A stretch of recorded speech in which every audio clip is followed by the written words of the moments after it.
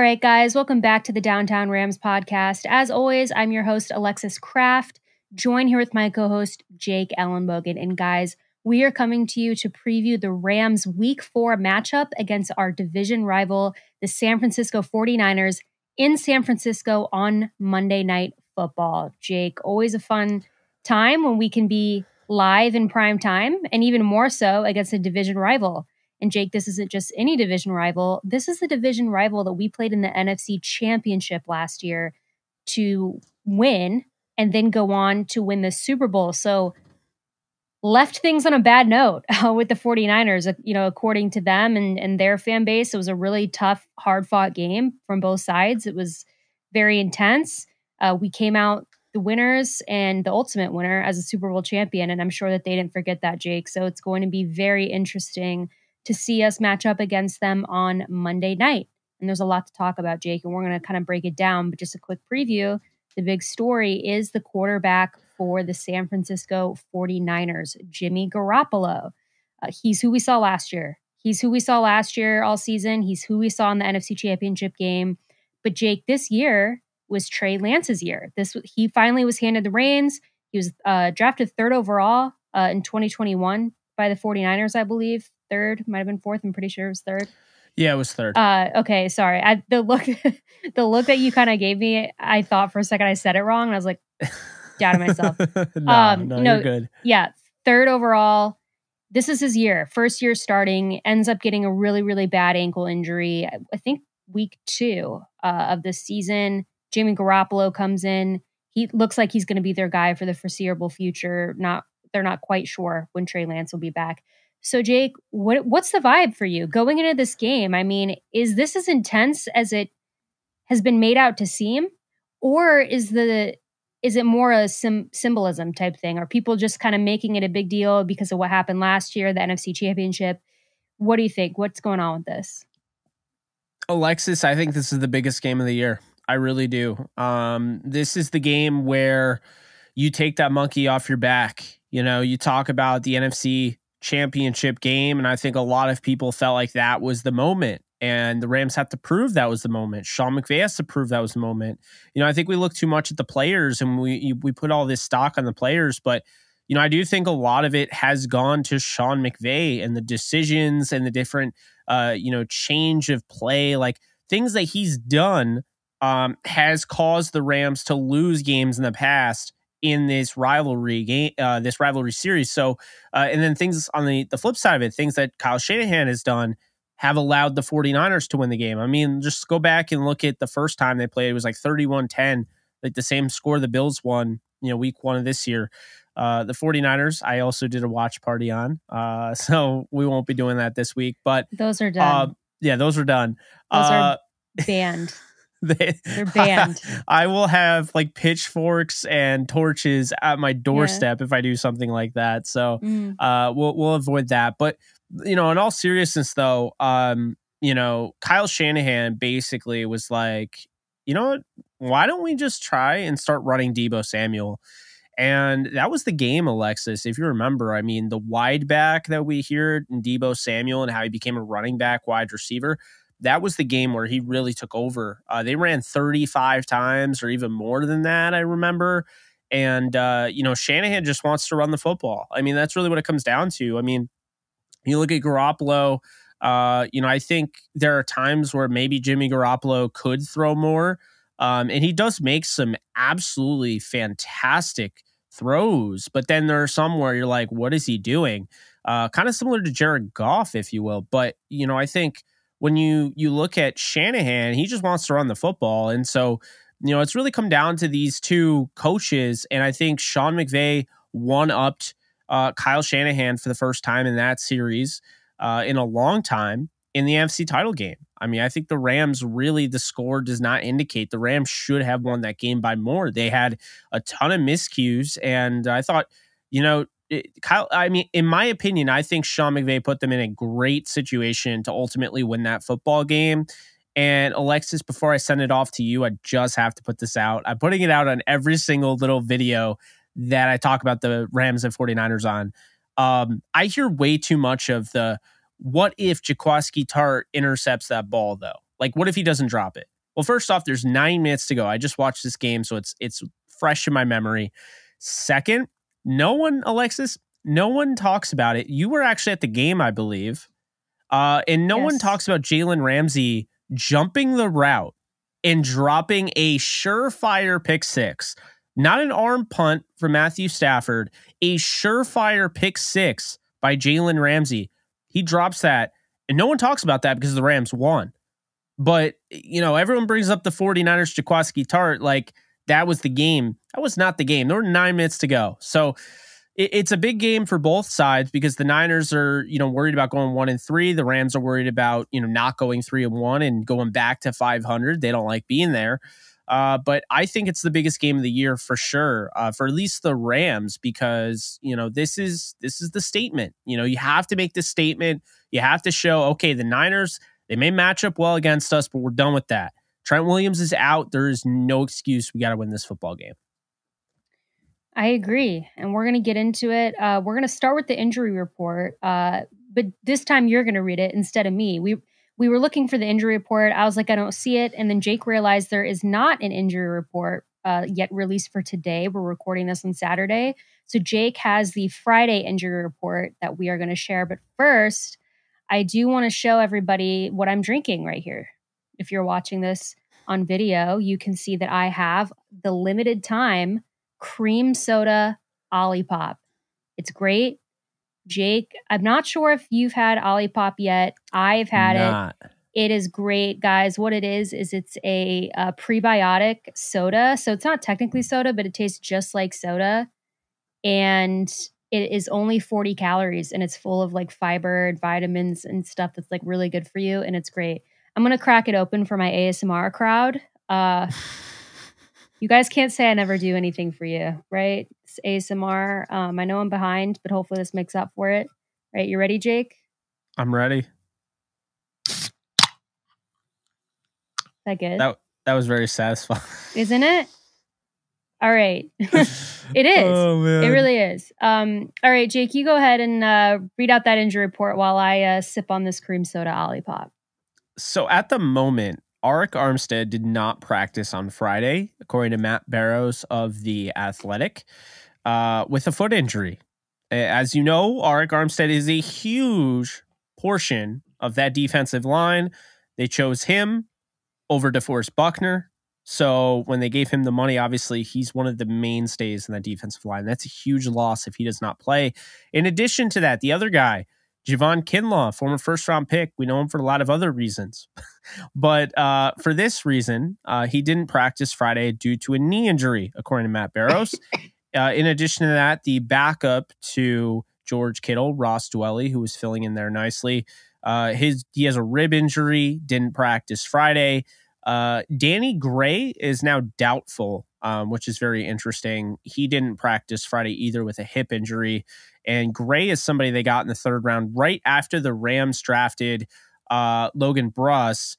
They got Danny Gray, and Gray is somebody that can really stretch the field. He's got great speed. So a lot of 49ers fans, from what I've seen, have really been dying to see him in action. And looks like he's going to be held out for this game in all likelihood. And then Tarvarius Moore is out, the safety.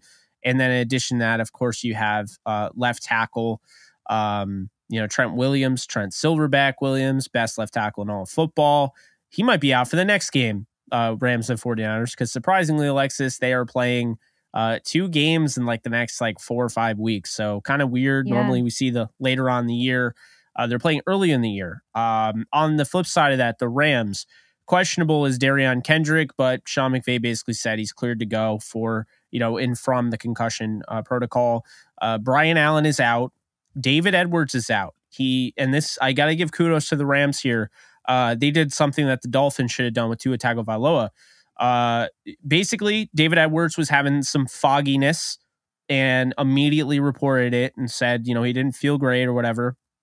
And the Rams did not waste any time. They ruled him out. He's being evaluated for a concussion. This is how you do it, Miami. Unfortunately, with the whole Tua thing you saw on Thursday Night Football, it's hard to even watch that game afterwards. Hopefully he's okay. But I had to give kudos because anytime a team puts a player and their safety ahead of just the game. I mean, think about it. Does David Edwards help the Rams? Absolutely. He's their starting left tackle. But it's smart to just like listen to your players here. Like he clearly, he had some fogginess. He wasn't ready. So you do that. I like that. Thumbs up for that. Unfortunately, Jacoby Durant, everyone wants to see this kid play. We saw him, against the Falcons, had the interception, a lot of fun stuff there. Doesn't play in week 3. He's not, unfortunately, going to play in week 4 either. He is out, as well as David Long Jr. So that means Darion Kendrick's good to go. You'll probably see more of Grant Haley, who I thought did well filling in the slot corner spot. And then, of course, Jalen Ramsey. Jordan Fuller, according to Jordan Rodrigue, said that Jordan Fuller is likely to go. So we'll potentially see him. He was a little bit of a surprise scratch for a lot of people last week. I didn't expect him to miss last week, but there's a chance that he'll play. Pretty good chance that he'll play. And then in addition to that, just to report, David Edwards at left guard is going to be replaced by Bobby Evans. So that will be kind of a big tell here where the Rams are with their depth, that Alexis has basically been pounding the table all off season and during the regular season. There's not enough depth on this team. I think adding Ode Abushi was a huge move. I thought it was a right move for the depth purposes, but why he's not playing is beyond me. So that's the injury report. I mean, I probably missed some guys. I mean, that's what I have in front of me. Azeez Al-Shaair is another one that's probably not going to end up playing for the 49ers. Very talented linebacker in his own right. But that's what I have, Alexis, in addition to, of course, Van Jefferson being out and the obvious. Right. Yeah. And this is also, again, this could very well change before Monday night. And this isn't even accurate for today. I mean, they haven't released anything yet today, and it's already 2 p.m. Pacific time. So we're just kind of going off what we have. Don't hold us to that list, but that's just kind of the news so far. But Jake, let's get into it. Okay, let's get into looking at let's start with the Rams defense and the 49ers offense. I do want to go through the 49ers depth chart really quick because in case people aren't familiar with what their current depth chart looks like, we did talk about the quarterback position. We already know that Jimmy Garoppolo is starting at quarterback because of Trey Lance's injury. You want to look at running back position. You've got Jeff Wilson starting. And after that, Jake, because of the injuries, so what I'm seeing is Tyrion Davis-Price. He is out, I think. Yeah, yes. He's got a hip injury, I think. That's another guy I forgot to mention. This is like not accurate. I guess they have not updated the 49ers. But after that, Jake, what's interesting, you've got Marlon Mack, who a lot of people didn't know was on the 49ers this year, and Jordan Mason, who I'm not quite familiar with. I think that he was a UDFA pickup this year. Yeah, he beat out my guy, Trey Sermon. But you know what's a weird thing, Alexis, that it's not going to tell you because I was dumbfounded. I did a collab with Johnny Dells, who does like 49ers film. And he told me that Tevin Coleman is back with the 49ers. I did not know that. I didn't. That must be a new move because I don't even see that on this depth chart. He was apparently on the roster last week, but did not play because he has sickle cell. So he couldn't play in the high altitude against the Broncos. It shows that he's on the practice squad, but they might have moved him down. Yeah, I guess he's going to play this week. I don't know. So you basically got Tevin Coleman and Jeff Wilson and Marlon Mack, who I assume are going to take the heavy load at running back. At wide receiver, you've got obviously Deebo Samuel, who is a wide receiver / running back. I could have included him in either group there. Jawan Jennings and obviously Brandon Ayuk, who's a first-round pick in 2020. I really like him. I know that you like him too a lot. Jake, good receiver. And then offense, tight end, you've got George Kittle and Charlie Warner. But George Kittle is obviously one of the best tight ends in the NFL. So he's a very big offensive weapon for the 49ers. Now, looking at this offensive line, obviously Trent Williams would normally be the left tackle, but he's out. So we've got Colton McKivitz. I remember watching film on him in 2020. He was a 5th-round pick back in 2020 out of West Virginia. Jake was reminding me before the show that Colton really mostly played right tackle and guard. So it is interesting that that is who they're going to have in at left tackle. But, maybe he's been showing that he can play that in camp. It is a little strange. Left guard, you've got Aaron Banks, who I really like. He's a guard out of Notre Dame. Center, you've got Jake Brendel. Right guard, you've got rookie Spencer Bierford, who went in the 4th round, but I actually thought he was going to go higher out of the University of Texas, San Antonio. Pretty good guard there at right guard. And then obviously Mike McGlinchey at right tackle, who pretty solid right tackle there. So Jake, not a bad offensive line. Obviously left tackle is a bit of a concern because you're going from Trent Williams, the best left tackle arguably in the NFL, to a guy who doesn't really have much experience at left tackle. So Jake, what are your thoughts on this San Francisco 49ers offense, just the depth chart that we just looked at? And also, just to get us started kind of on the Rams defense, what do you think the Rams defense approach should be to dominating them? So, you look at the offensive line, like you said with McKivitz, so they initially put in Jalen Moore for whatever reason. Moore in 4 snaps gave up 2 pressures. So it wasn't a good day at the office for Moore. They did not waste any time to pull him, put in McKivitz because, Williams got hurt last week. McKivitz looked good. I do have to give him credit. He looked good at left tackle. I don't know who he's going to be going up against because the Rams like to kind of rotate between, having Terrell Lewis and having Justin Hollins, and both are athletic as hell, so it's going to be a tough day for him, especially, you look at Terrell Lewis, his ability to use speed to power. He's becoming a freak. Let's be honest here. He's really turned it on. So that's going to be tough. Aaron Banks has been absolutely balling out on tape. I was really impressed with his tape. Brendel's looks solid. I think when you look at Bierford, I think he's exactly what the doctor ordered. They need to get a guy that could kind of plug in and play, and he has played very well as a rookie. But McGlinchey is somebody that, again, very good in the run game. He's kind of struggled in the past. So, the 49ers are in the 20s for, DVOA, according to Football Outsiders, which is, defensive adjusted value, and basically the way it is with that, like the 49ers, they have built their offensive line to run the football, like what Kyle Shanahan wants to do. So they're going to try to run the football. In Jeff Wilson's times playing against the Rams, he has had 25 carries for 77 yards in 5 games. So he hasn't gotten a huge opportunity, but in that workload, which is entire game basically, the Rams have held him in check. I think Debo is going to be used more often than not. I think they're going to use Debo out of the backfield. I think they're going to make the Rams stop him, and I think he's going to get his first downs. Somebody that plays physical. I think he can play bully ball. So I think that's definitely something to look out for.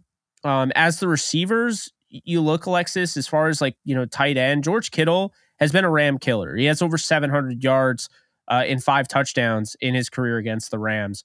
And when you look at Kittle, this is somebody that can absolutely take over a game, and he seems to always score against the Rams. Just feels that way anyway. But the Rams have done a really nice job keeping the tight ends in check. You look at, first off, Kyle Pitts. Some argue he's the best tight end already in the league. Rams held him to 16 yards on 2 catches. You look at Dawson Knox. Guy's a touchdown machine.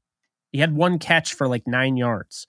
You look at Zach Ertz. He didn't really do much against the Rams. So when you look at the Rams have had, some tendencies to really shut down the tight ends. Now you look at Debo, you look at Brandon Ayuk and Jawan Jennings, and Brandon Ayuk just hasn't taken that next step like the 49ers really want him to take to be that number 1 guy.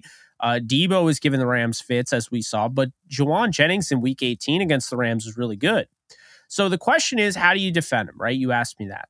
I do not think you can play that typical bend, don't break defense. I think, and Sean McVay kind of alluded to the idea in his Sean McVay show, look, we're going to play teams based on the matchup. And not every single week we're going to play the same defense. We're not going to play the same offense. And so I think that, that makes a lot of sense because when you look at the Niners and what they do, it doesn't make any sense because you don't have any guys. If Danny Gray doesn't play, Alexis, they don't have anybody over the top to worry about. Ayuk has good speed, not great speed. Debo has good speed, not great speed. No one can really take the top off the defense, right? So I think that kind of takes the true bend don't break, or at least the one that we saw against the Cardinals, which I felt like was a little extra because of the guys that were out. The guys that are out are still out this week, right? But now you're focusing on underneath. Garoppolo doesn't want to test deep down the field. He's a short and intermediate passer. So you want to keep everything to a minimum underneath, as opposed to Kyler Murray, where you're trying to funnel everything underneath. You see what I'm saying? So the way I would do it is probably play single high safety and kind of load the middle of the field, because that's where the 49ers do their damage. They got these guys like Ayuk, like Debo, to make plays after the catch. Not necessarily over the top, but after the catch. So that's how I see them playing, probably throwing in some cover 3, playing like the Legion of Boom, for people that don't know what cover 3 is. That's what the Seattle Seahawks pretty much ran predominantly throughout their reign. That's what I see them doing, and probably having Bobby Wagner roam around and Ernest Jones roam around a little bit. But that's how I see that going. And I agree with you. Totally agree with you on what the Rams defensive game plan should be. But I kind of want to touch on Jimmy Garoppolo, because here's the issue here. I think for the 49ers, I've always really liked Jimmy Garoppolo. Like the past few seasons, I've kind of been higher on him than everybody else. And I've gotten a lot of people haven't liked it, but from what he's done so far this season, Jake, I don't know that I have faith that Jimmy Garoppolo can go in there and produce for the 49ers offense the way that he would need to be successful against the Rams defense. Does that make sense? Like everything that you just said, Jimmy Garoppolo, I think even the bare minimum, I don't know. I think I'm just scarred from watching last Monday night, or was it Sunday night? It was the Broncos and the 49ers. Oh yeah. Well, which was just I think it was Sunday night. It was bad. And Jimmy Garoppolo, I thought, really struggled and he didn't look well. And I think the Rams defense is a lot better than Denver's defense. A lot. Well, so, and the interesting thing, just to chime in a little bit here, the interesting thing about this is that Coach Ojiro Evero, who was the secondary coach for the Rams, safety coach, he's now the defensive coordinator for the Broncos. Do you realize how easy it is to game plan the Niners now, because the Broncos set the template, essentially, the blueprint on how to defend this defense, or how to defend this offense? Right. That's the thing. So Evero, he shut them down. And I think the Rams are going to take a lot of what he did and just kind of copy and paste it onto their defense this week against the 49ers. Yeah. And I totally agree with you. I think you're right. I'm very curious to see how Garoppolo does, because I don't know. It hasn't looked great for him so far. I mean, as a Rams fan, can't complain. But it is interesting. It's something to watch out for, because I do think, when I think of the Rams defense in this game, I think they have a real opportunity to just make Jimmy Garoppolo's life hell. I do like this offensive line for the 49ers. I actually think they're pretty solid. So, as opposed to some other games we've played this year where I'm like, oh, the Rams are going to go in there and just absolutely brutalize the quarterback. I don't know that it's going to be that kind of game against the 49ers. We covered their offensive line. I think they're pretty solid. I wouldn't be surprised if we got a few sacks, but I don't think it's going to be like a Joe Burrow type situation. Where he's just getting sacked all the time. But let's talk about the 49ers defense now, Jake, and talk about our offense. And I just almost closed out of this whole thing. Oh no. So I'm gonna run through the 49ers defensive depth chart. Let me know again. I'm not sure if this is updated or not. I do know obviously Azeez Al-Shir is out. You covered that already, but some of these guys, I think this is accurate, but we'll see. Things are weird lately. Nothing gets updated like it used to anymore. Okay. So, Jake, up front for the Rams, we have Eric Armstead, Javon Kinlaw, and someone who Rams fans are super familiar with, Samson Ebukam. I always forget that he's on the 49ers until we're about to play them, and then he's on the depth chart, and it kind of makes me reminisce. He's having a good year. 10 pressures. He is. Okay. Oh, and Nick Bosa, obviously. Sorry. No, you can't forget about him. He's Nick Bosa's up there. Obviously the best player on that defensive front. They've got 4 up front. Looking at their linebacking core, you've got Dre Greenlaw, Fred Warner, and they actually don't even have anybody in here filling in for Alshire. It's something Foles. Is it? Yeah, Demetrius Flanagan Foles. Flanagan Foles filled in for him last week when he got hurt.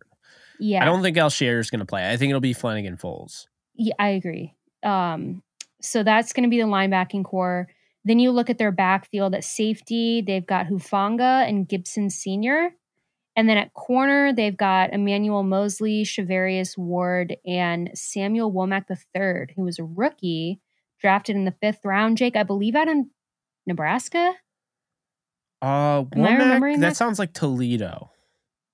I could be wrong. One of those. I don't remember. One of those schools. Nebraska or Toledo, or somewhere else, because we're not remembering at the moment. But Jake, looking at this defense, obviously the 49ers, when they're fully healthy, they have honestly one of the best defenses in the league on paper. That a lot of really, really talented players. Obviously we just talked about Nick Bosa. Very good. Armstead, very good. Kinlaw, very good. Ebukam having a good year. Fred Warner, one of the best middle linebackers in the NFL. Dre Greenlaw, I really like. Alshire's obviously good, but he's not going to be playing. But Jake, I do think that I'm not very high on their secondary. Now, I don't know if that's crazy because I'm not talking about from a statistic standpoint right now, but in terms of if the Rams offense, I just think the Rams offense has an opportunity here with that secondary more so than they do trying to work their way through the front 4 and the linebackers. So Jake, what do you think the Rams need to do to be successful against this 49ers defense, who is, they're missing a guy, but they're actually fully healthy, if that is still correct, which it should be, but we don't know. So the way I see it, going up against this 49ers defense that is top 5 in the league according to Football Outsiders DVOA, I just feel like when you look at this defense, the pressure there, like if all those guys play, if Armstead doesn't play and Kinlaw doesn't play, things are going to get tough here, at the end of the day. It's going to be hard to stop the Rams if you don't have that 4-man rush, because you know how you beat Matthew Stafford? It's very simple, okay? You beat Matthew Stafford by getting pressure on him. And how do you do it? You don't blitz. If you can get 4-man rushes on him all game long like the Bills did, that's how you beat Matthew Stafford, because Stafford picks you apart when you blitz because he can see this man left his post. That guy's open. I'm going to throw to him, right? But if you're not blitzing, then it becomes a coverage sack, basically. And you're getting there quicker with the 4-man rush. And so it's very interesting, right? And I feel like when you're going up against this defense, Gibson and Hufanga are just becoming like such a nice tandem in the back end of that secondary. Mosley's solid, and Charvarius Ward has been way better than I could have expected. He's played very well. Womack and Diomedor Lenore have kind of rotated. But, when you look at this defense, there are definitely ways to attack it. First off, not trying to take any credit away from the defense, Alexis, but they did play they did play the Bears, they did play the Seattle Seahawks, and they played the Broncos. The Broncos offense, I don't know if it's Russell Wilson being washed up a little bit. I don't know if it is Nathaniel Hackett, but their offense is not very good. Then you look at Seattle. Seattle's just really dink and dunk central with Geno Smith. They're not allowing him to really test the field deep down the field, whatever. And then the Bears, sorry, Papa Don, but man, Justin Fields has a 51% completion percentage. Like, that's awful. Yeah. So the Bears, like, their leading receiver going to week 4, Alexis, doesn't even have 80 yards. That's all you need to know. So I think it's fair of an argument to say, yes, his defenses look great through the first 3 games against weaker competition, but they have to prove it against what is by far the best team that they faced so far, and arguably one of the best teams that they'll face all year, maybe the best. And well, exactly. They have not seen an offense remotely close to the Rams this season. So no way. Jake, my thought process is, again, and this is just like, I'm just breaking, like, I'm not talking about just anything complicated, but looking at this 49ers defense, is this the game for Sean McVay to do what he wants to do every game? Is this the game? Because here's the thing. I still say no. But looking at this roster, again, this is just in my mind, I am more nervous about that trying to run against the front four and these linebackers than I am about throwing the ball against the secondary. That's just how I feel. Again, I don't know if Sean McVay is going to feel the same way, but we know that Sean McVay's pass happy. We've been screaming at him all season to run the ball. And in my mind, I'm like, out of all the games we played this season, this is the first time that I'm kind of like, try it. Like, go out there and just do what you've been trying to do every single game. And if I was going to pick a game for this to actually work, it might be against the 49ers, as crazy as that sounds. What do you think? Do you think that Sean McVay is going to do that? I mean, we both know the odds are probably yes. Just knowing Sean McVay and what he likes to do. Or do you think he's going to switch it up? Because I don't think this is the game to switch it up. I don't. I'm not nervous about this 49ers defense, but I do think they've obviously got just like a very strong front. What do you think? So, I mean, I think they're gonna keep doing what they're doing. You know, maybe they'll switch it up a little bit. I mean, these two, they're friends, but there's an ego here between these two coaches. I mean, come on, it's like, don't you want to one up your best friend in Mario Kart or like, you know, Mortal Kombat or something? I mean, of course you do. 2K. So, I mean, think about it like that. Now think about it like these guys are getting paid to do this for their job. And think about it like this, Alexis, it's on Monday Night Football where the world can watch it. I feel like in that sense, you're going to get some trick plays, you know, on both sides. But I do think that based on the tape that I've watched and like going through it on my channel and just like, you know, really breaking it down as best I can, Ben Skoranek is really the key to this game, because when you look at what he does at the fullback position, go back to the Falcons game where Darrell Henderson has a walk-in touchdown. Why do you think he has a walk-in touchdown? Well, the first thing is great blocking by Cooper Kupp, right? He blocks at the second level, gets him in, touchdown. But what people don't see is on the other side, Ben Skoranek, the fullback, is hitting the other hole. So he's going towards the in between the left tackle and the left guard. When he goes over there, other guys follow. Ben Skoranek has created this idea in defenses' heads that anytime he moves, well, now the team might run there because he's the lead blocker. And it's like now he's a decoy, but he can also hurt you over the top. He can hurt you, on the post towards the sideline. He can hurt you. You know, he hurt J.J. Watt. I mean, we saw that. So, I mean, at the end of the day, I think adding this little wrinkle to the passing attack and the running game has just made them so lethal. And it's like the argument I'll make, you and I were annoyed by last game. That was pretty much the description that we had for the last game. It was annoying, right? They won 20-12 and they absolutely dominated, Arizona. The reason for that is because they were this close. This close. Doesn't mean that they score touchdowns when you're this close. You have to actually score them. But the Cooper Kupp drop in the end zone, that's a touchdown. Allen Robinson drop in the end zone, that's a touchdown. Cam Akers fumble at the goal line. That would have been a touchdown.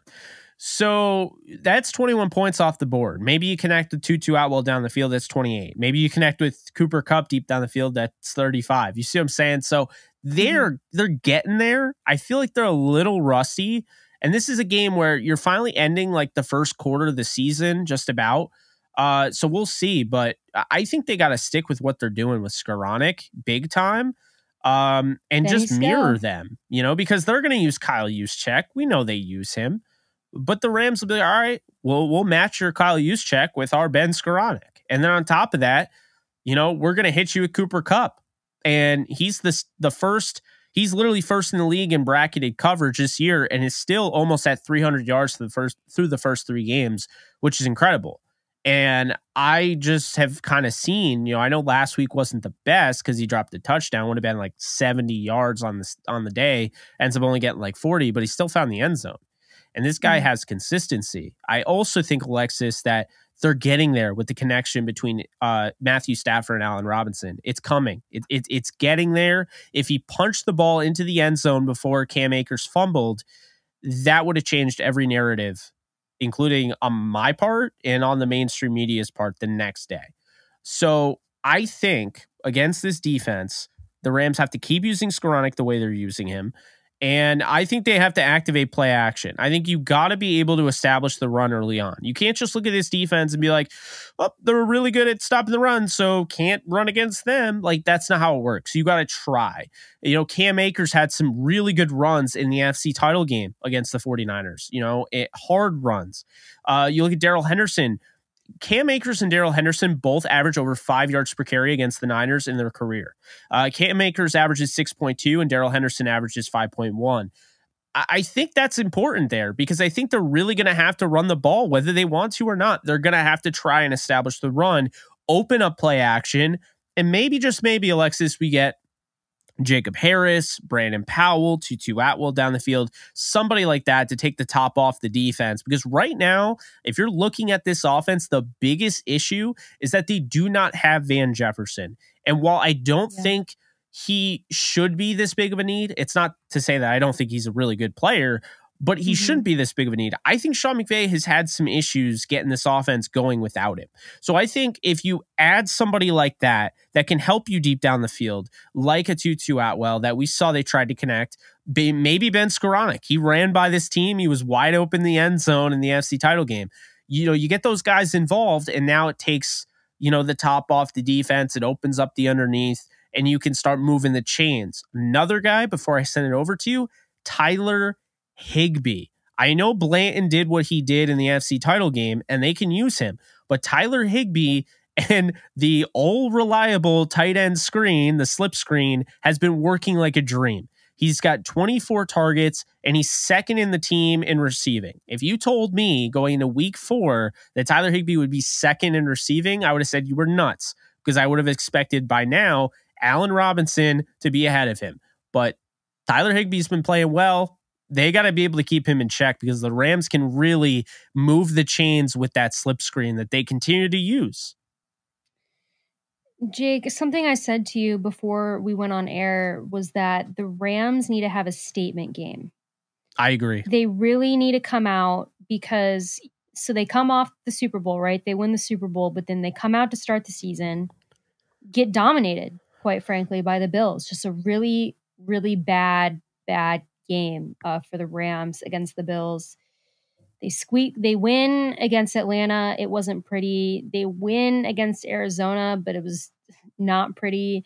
And the Rams have kind of have this narrative around them. What's going on? Why do they look so bad? They dominate these games, but they're not producing. They're not really scoring a ton or whatever it is, the narrative that's around.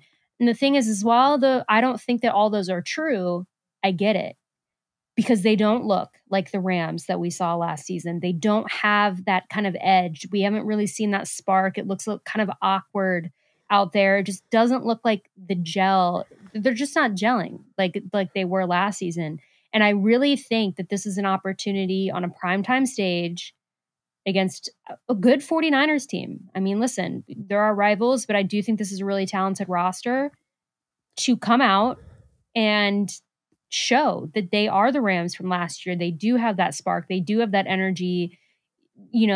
whatever it is that people are saying, I think they have an opportunity to kind of shut that down. And I think if our offense can get off to a hot start and sustain that, because we've seen that already this season, but then they kind of fall off. If they can sustain that energy the entire game, I think there's an opportunity for the Rams to really put on an offensive show. I really do. And I think that that's going to stem around from getting everybody involved, not just Cooper Kupp, not just Tyler Higbee, but more of Skoranek. Get Allen Robinson involved. Let's get him the ball, making sure the run game stays solid. So it'll be interesting to see. And now we're going to talk about our kind of stat predictions so we can kind of indicate what we think is going to happen. Jake, but looking at this game, I think that Cooper Kupp is going to have a multiple touchdown game. I do. I think he does well against the 49ers. I think that he's got a touchdown every game this season. I don't think it's going to stop on Monday night. That's a good point. So I'm thinking two. Maybe one will be rushing, maybe one receiving. I think they're probably both going to be receiving, but he did get a rushing touchdown last week. I think Cooper Kupp's going to have a multiple reception game. I think Allen Robinson's going to get his first touchdown as a Ram in this game. Well, he does have a touchdown. He got one. Oh, you're right. Yeah, right. He got one against Atlanta. Yeah, but you're right. Yeah. He has one, right? But not two.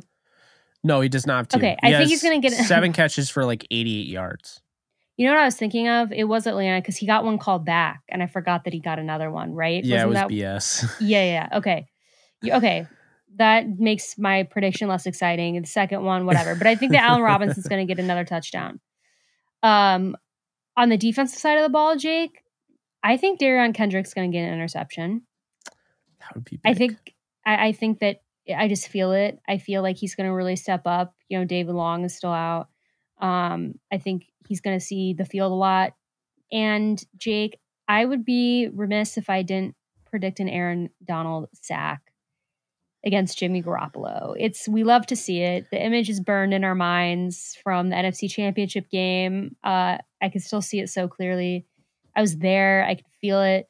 I think it's going to happen again. I think that Aaron Donald just steps up. Can't believe you saw that in person. That had to have been amazing, watching the ball just flick off his hands and then go into... I didn't see it.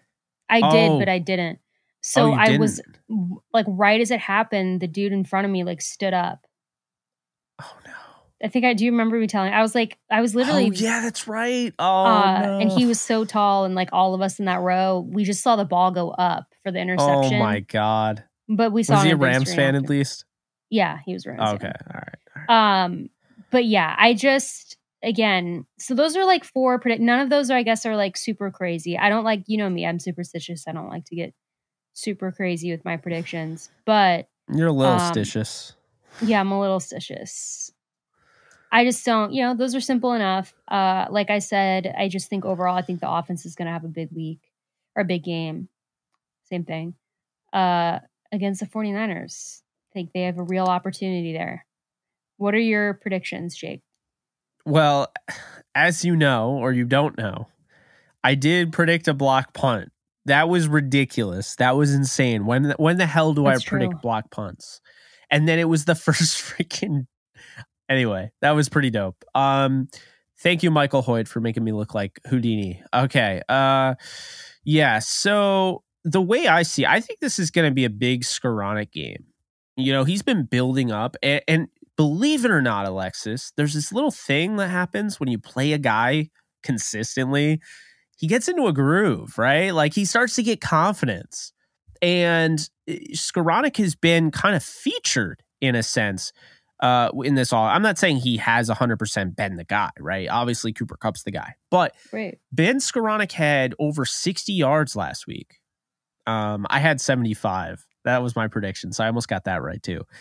Would have had it if he didn't step out of bounds. But I feel like you're going to get another Skoranek game where this time, say he gets 100. Maybe he gets a touchdown. I could see something like that. So I'm going to say 100 and a touchdown for Skoranek. I'm going to say that the running back room as a whole, because predicting who is going to... run for a touchdown or predict who's going to get the majority of the carries is just not very smart at this point. I would never bet on this running back room now moving forward because nope. I don't know. Don't do it, guys. You know, Sean McVay will be like, yeah, you know, Darrell Henderson, you're running 7 yards a carry. Let's give it to Cam Akers. Oh, Cam Akers, you're running well. Let's give it to Henderson. Like, I don't know who to decide. So why don't we just combine them and just say the running back room goes over 100 yards against the 49ers? I think that's a good point. You know, I think they're going to be able to establish the run. I think it's going to shock people. And that's what I think is going to happen. I think it's going to open up play action. Skoranek is going to be able to, like I said, have that 100 and touchdown. We'll say they go over 100. And then on the defensive side, I'm going to say that the defense sacks Jimmy Garoppolo 3 times, which is 1 more than his 2 he is average per game against the Rams. And I'm going to say on the other side, you know, Matthew Stafford has been sacked 3 times per game against the Niners, which is massive. Like, he was sacked 5 times in the NFC title game. I'm going to say he's sacked once again. Only once in this game, 1 or fewer. I think the offensive line is once again going to show you, although keep in mind, I know Edwards is out, and it is Bobby Evans. So I am a little concerned by that, but I think this team and this offensive line is not getting enough credit. At least this offensive line is not. They played well last week, did not get enough credit. And I think they're going to play well this week, still not get enough credit, but I think they're only going to give up 1 or fewer sacks in this game. And then finally, I'm going to say that the Rams run a trick play. This is my big, you know, out of the hat prediction. I'm going to say Cam Akers throws a pass. I'm not going to say it's a touchdown, but he throws a pass to Cooper Kupp. That's what I'm going to say. There you go. That's a prediction. Now, Jake, the score. Here's the thing. Okay, so I predict that the Rams win. Oh, you got the Rams winning. Okay. I do have the Rams winning 28-17. What do you think? I would love that. I think it's going to be 24-18. I think it's going to be ugly. I think it's, you know, you do have a 100-yard receiver in Skoranek. I think you could have 200-yard receivers in Skoranek and Kupp, but I still think the 49ers can force turnovers. They can play, you know, solid enough defense to kind of flip the field. But I also think Garoppolo can force turnovers. So I see 24-18, and I see it ending with the 49ers going down the field to win the game, giving us, you know, cardiac arrest and Aaron Donald or, you know, Darian Kendrick or Jalen Ramsey or one of them makes a big play, whether it's a turnover on downs or an interception.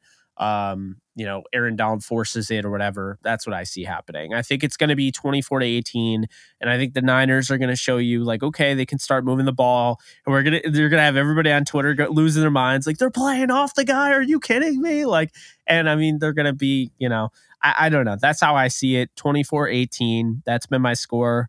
I'll probably bet on it because Alexis, you should do it the same. If you believe in a score, you can actually bet on the exact score. And if it hits, man, you can win a lot of money. Like, I'm not kidding you. The odds are crazy. I mean, they should be, right? You're betting on the exact score. Think about what could happen, even if you have the exact score in the final minute. But yeah, I'm going to be doing that. I'm betting on 24-18 Rams victory on Monday Night Football. They move to 3-1. The 49ers fall to 1-3. The Rams have a commanding lead over the NFC West, like it should be. Maybe I'll go bet on 28-17. There we go. You know, like I said, 2 Cooper Kupp touchdowns, and Allen Robinson touchdown, and then should bet on Cooper Kupp scoring 2 touchdowns. Those are good odds too. Good. I'm sure that's going to be a prop somewhere. I mean, it will. Kupp.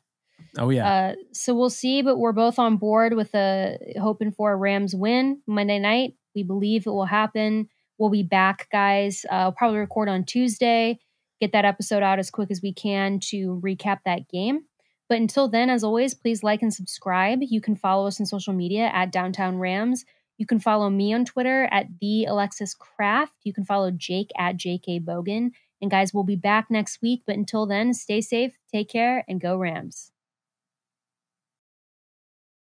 If you haven't joined Prize Picks yet, you need to do it this season. Prize Picks allows you to pick up to 5 player props, and it gives you the option to 10x your winnings. Look at this right now.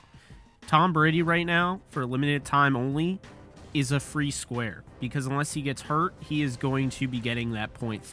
I'm going to select Tom Brady. I'm going to select Josh Allen going 275.5. Matthew Stafford going 265.5. We'll just throw Lamar Jackson in here, and we'll just throw, let's just throw Justin Fields gets more than 191.5. So what you do here, you go, you put more or less if you believe, you know, Lamar Jackson gets less than that. And there you go, 10x your winnings if this pays out. You will actually get paid out even if you only hit 3 of them. You'll get 0.4 times your money back. You'll get 2 times. You'll double your money if you get at least 4 out of 5. Deposit today by using our promo code DTRAMS, and you'll get up to a $100 bonus match.